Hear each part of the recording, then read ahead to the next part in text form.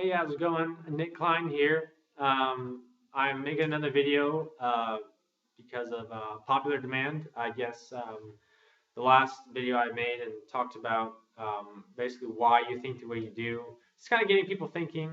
I got a lot of positive feedback from it, so I was also suggested to make another one, and I've had something on my mind for the past couple of days, and so I figured I'd make a video for you guys and get you guys thinking.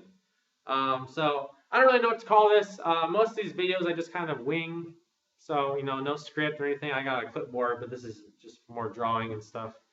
So this is just all off the top of my head, just kind of speak in mind. I got my fireplace here and enjoying this November evening.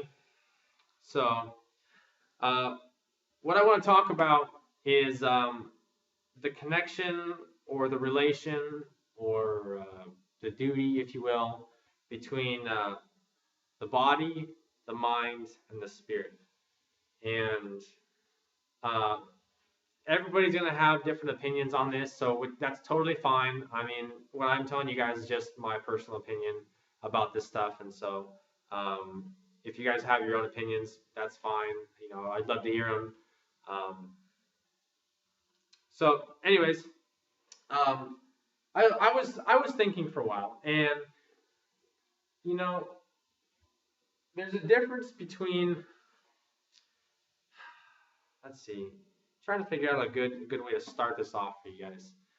Um, well, I don't know. It's gonna be backwards because it's my laptop, but I drew a little picture here, and you got this little guy here, which represents a body. You have this little brain in the middle, which represents, your mind, and then on top you have this spirit. And I put them in that order for a reason. And so let me try to explain this kind of like what I've thought about. Basically, the body is this material, earth, carbon-based form that is how we interact with our surroundings. Um, a dead body is a dead body, but also a body that can be triggered with, neurons or something in the brain with electricity can, make somebody's arm or hand flinch or something, and that involves the mind, which the mind controls the body. Now, if I say I'm talking to you, if I'm talking to you, I'm not talking really to your body. I'm not really talking to your mind either. I'm talking to your spirit. I'm talking to who you really are. And not many people think about this, at least that I know of. I mean, I haven't really heard anybody else bring this up, but there's a degree of separation between all three. And when somebody is going about their day, or just whatever it is they do on a day-to-day basis. The body is the physical thing that allows you to interact, that allows you to move, to breathe, to eat, to talk. You need vocal cords to talk, a mouth to talk. You need eyes to see. So there are physical things that our bodies are allowing us to do that allow us to interact with our physical world. Now, if you were to say I'm thinking about something, or I'm thinking right now, okay, what does that really mean to you? And is it if you're saying you're thinking, is it just your mind is firing off little electrical pulses that are connecting this memory to this memory to this action to this response? I mean, is it just a straight fire kind of robot electronic thing, or are you taking it up one step further and using your individual spirit to think? Because this is an interesting topic, because I've never really discussed this a whole lot with anybody before. But one thing that kind of brought it up to me was I have a friend, and I won't say any names, but they are facing some very serious um, health complications. And it's the kind of thing that they really had no control over. It's kind of out of their hands. It was just one of those things, and it's unfortunate, but it happened. And as cool or as fun or as friendly or compassionate as this person is, as much as they can do, their body can only do so much. The body has limitations to this physical world that we live in, that we call Earth, and this whole atmosphere and whatever. And I was kind of thinking, because I like this person. They're very, very cool, very enjoyable to talk to, and when you have those kinds of friends, you don't really want to let it go, and that means a lot to you. And one thing I thought about was, when you see a friend, regardless of if you see him in elementary school or when you're 50, you see that person, and somehow you can kind of recognize exactly that person, and you can remember, like, well, assuming you have a good memory and stuff like that, you can remember everything you guys had in common, or everything you guys did together, or how you guys knew each other, or whether it was from high school, from work, or from college, or from when you went to travel. However, you and this person had some type of relationship. When you see this person, you make eye contact with them. It like brings about all these things, and you wonder why you can see one of your friends and think so much of your friend, and see a random person walking down the street and think almost nothing of them. And it's because your spirits haven't connected. You guys haven't had any type of relationship. You haven't shared time. And that time is the one thing, out of all things in this world, time is the one thing that everybody has exactly the same amount of. Every single day, you have 24 hours. Now, some people go by military time, some people go by regular time. That doesn't make a difference. But uh, about the friends and the relationship between the friends or the stranger, you didn't spend time with that person, so you don't think much of them. There's some kind of connection that happens between people's eyes. I don't know, like when you make eye contact with people you really didn't want to, or like when you're driving and there's like somebody next to you and you look at them and they're just like, oh, you look at them and just like, yeah, so I'm just kind of driving over here. Something about the eyes. I don't know how to put it in words, but there's something about the eyes that connects the soul, or the window into the soul, if you will. I've heard that term before. It's a cliche, if you will. But, the soul, the spirit. I don't know many other words to describe it, but the soul or spirit, I would say, are um, pretty common. But anyways, going back on this friend, I didn't want to lose this friend, because I have had memories with this person. I've spent time, conversing with them and having, some type of relationship with them. And when it comes to thinking about losing that, to the point where you can't make that eye contact anymore, you can't make that connection anymore, and those memories are no longer there. That's kind of why it sucks when somebody's, gone or not with you anymore, because when you see that person, when they're physically there, you make that contact, and it's like a whole nother. That's why we like being social. That's why people like being social, because it connects you to other parts of the world and of life and other people's lives, and things like that. And uh, it's a girl. She was told that she only has um, within 5 years to live, and until recently, um, as far as I am informed, it's been getting worse, and that's very, very unfortunate and very hard to hear. Um, but it's something that is kind of out of our control. And a wise man once told me, "Don't worry about things you can't change." So, there's only so much you can do. And the thought of losing a person, or the thought of like that not being there, sucks. But what if there was another way to connect with that person? And when I'm talking about a person, I'm not talking about their body. I'm talking about their spirit. Like when you look at somebody right in the eyes, that connection between you two is connecting more than just this physical body that we have. It's connecting more. It's connecting your spirit to that person. And there's a lot of things, phenomena or supernatural stuff that I don't know whether it's true or not true. I don't know whether to believe or not. But there's a lot of it out there. A lot of people claim certain things, but who's to say that after this person, if this person, doesn't stick around for more than 5 years, who's to say they can't still visit me spiritually? And I don't want to go off in a religious topic, because I know a lot of people have very different religious beliefs, and so I'm choosing to make this a very universal topic and leave that out of it just for the viewer's sake.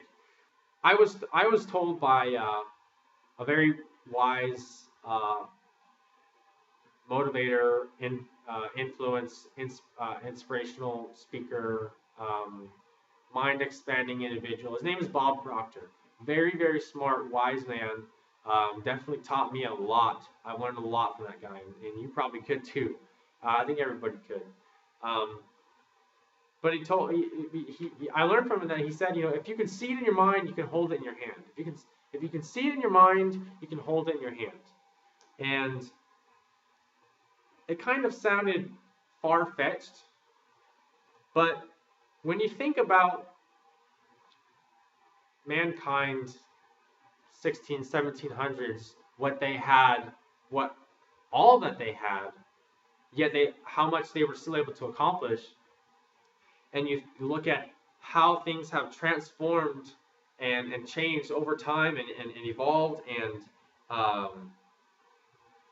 become more efficient and more precise and more, I'm designing this car in exactly this shape because this shape allows for the most amount of air to pass over with least resistance. Things like that. Things are just becoming more and more engineered and specifically designed for a specific purpose. And all of that had to have started with somebody's idea. And where does an idea come from? An idea comes from your mind. And your mind is what puts all the information that we see and interact with on a day-to-day basis is what is put together by your brain. Your brain is this organ in your head.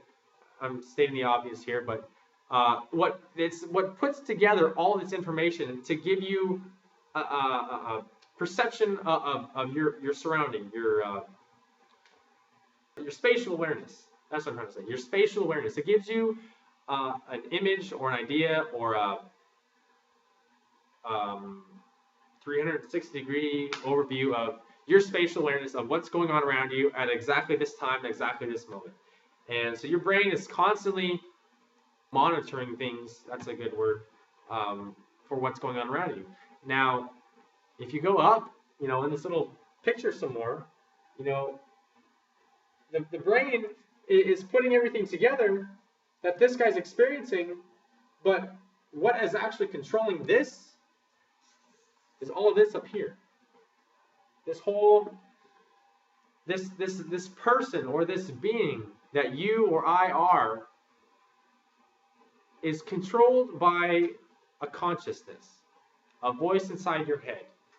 Now, I don't understand at what age and where exactly this voice comes from, because it seems like little babies, like infant babies, not like toddlers walking and talking, but like, infants, like, the mom still has to hold them like this, they're like, don't let their head fall or something, just, little babies like that are like a month or two old, whatever, they don't really have the same voice inside their head that we do, at least that I know of. And I don't really understand at what point that voice comes into their head and what makes them kind of alive. But it must come from somewhere, because I have one and you have one. So it comes from somewhere. And I don't know how to answer that question. That's a question you can answer after you die. But you know, it's a very interesting concept to think that every single person, even though we're all science says we're all completely different, none of us are exactly the same. What makes us unique? Okay, I've met a lot of people, and it seems like the more people I meet, the more people I can say there's nobody like them in the entire world. They are the most unique person I've ever met. As I was saying, I'll make this last bit quick. But every single person is unique, but it's not, to me, it's not because of their body. Even though their body is different than the other person, you know, I've caught myself, you know, looking at people or talking to people or interacting with somebody that I wouldn't think much of until you get to meet them, until you get to know them, that whole thing. And it's when you have that relationship, when you guys connect, is when you start learning about who that person really is and not just what they look like. Because there's a lot more than meets the eye. I'm getting pretty good at these cliches here. They're just coming out of the woodworks. All that wood over there. All right, enough of these lame jokes. Okay, so basically, the spirit of each of us is very unique and is capable of a lot of things, a lot of very complex and intricate things. Now, if you don't believe that you can create something, you can't. But think of it the other way. If you can believe you can create something, if you want it bad enough, you will probably find a way. So it depends on your motive. It depends on things like that. But when I was a kid, I always wanted to be an inventor, or I thought about like I always wondered how things worked. And I always end up taking toys apart because when I pull this trigger on this little toy gun, something happens inside. I can't see it, but something happens inside that makes this little dart fly out. I didn't know what did it, but I wanted to find out because something was going on and I couldn't see it. And I've always been curious and innovative when it comes to, you know, everything. Honestly, everything. I've been curious about everything my whole entire life. That's the one thing my parents told me about myself as a kid, was I was always a very curious kid. So, I always thought about being an inventor, and I always thought being an inventor would be cool. And I always thought, okay, inventors are these guys in these lab coats, you know, with these glasses and their clipboards, and you know, these guys are designing really high tech stuff that, you know, you have to be really, really smart and study for years and years to know how to make. No, that's not the truth. If you want to be an inventor, every single person, you are an inventor. Up here, you can create whatever you want to create up here, because you, whatever controls you, a soul, a spirit, whatever controls your body is capable of a lot more than you give it credit for.